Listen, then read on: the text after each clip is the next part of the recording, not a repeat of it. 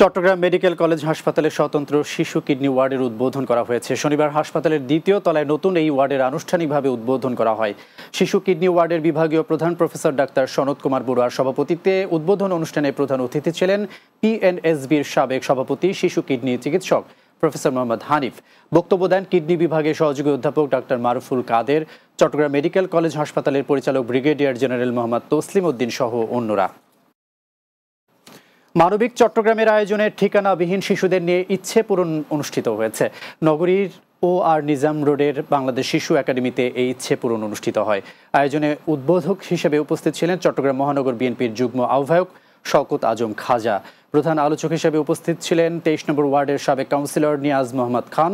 সংবর্ধিত অতিথি ছিলেন আসেন গ্রুপের ব্যবস্থাপনা পরিচালক আক্কাস উদ্দিন। পরে বিভিন্ন বিষয়ে অংশগ্রহণকারী শিশুদের মাঝে পুরস্কার বিতরণ করা হয়।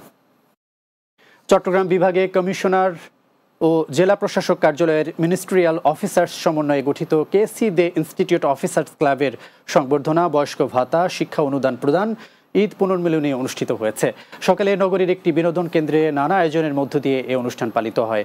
জেলা প্রশাসক ফরিদা খানমের সভাপতিত্বে এতে প্রধান অতিথি হিসেবে উপস্থিত ছিলেন চট্টগ্রাম বিভাগীয় কমিশনার ডক্টর মোহাম্মদ জিয়াউদ্দিন। বিশেষ অতিথি ছিলেন ফয়েজলেকের মহাব্যবস্থাপক মেজর এনামুল করিম। এ সময় সংগঠনের সভাপতি মোহাম্মদ নাসির উদ্দিন চৌধুরী সহ অন্যরা উপস্থিত ছিলেন। চট্টগ্রামে ভূমিদস্যুদের কবল থেকে রেহাই পেতে সংবাদ সম্মেলন করেছে বসুধার রেলওয়ে মেন্স সিটি সেন্টার দোকান মালিক সমিতি। সকালে নগরীর একটি রেস্টুরেন্টে এই সংবাদ সম্মেলন অনুষ্ঠিত হয়।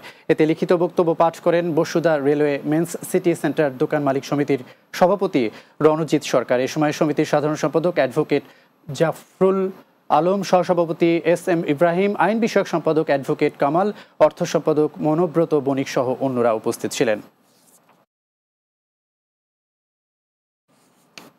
শেষ করব রাতের বাংলা। যাওয়ার আগে শিরোনামগুলো আরও একবার।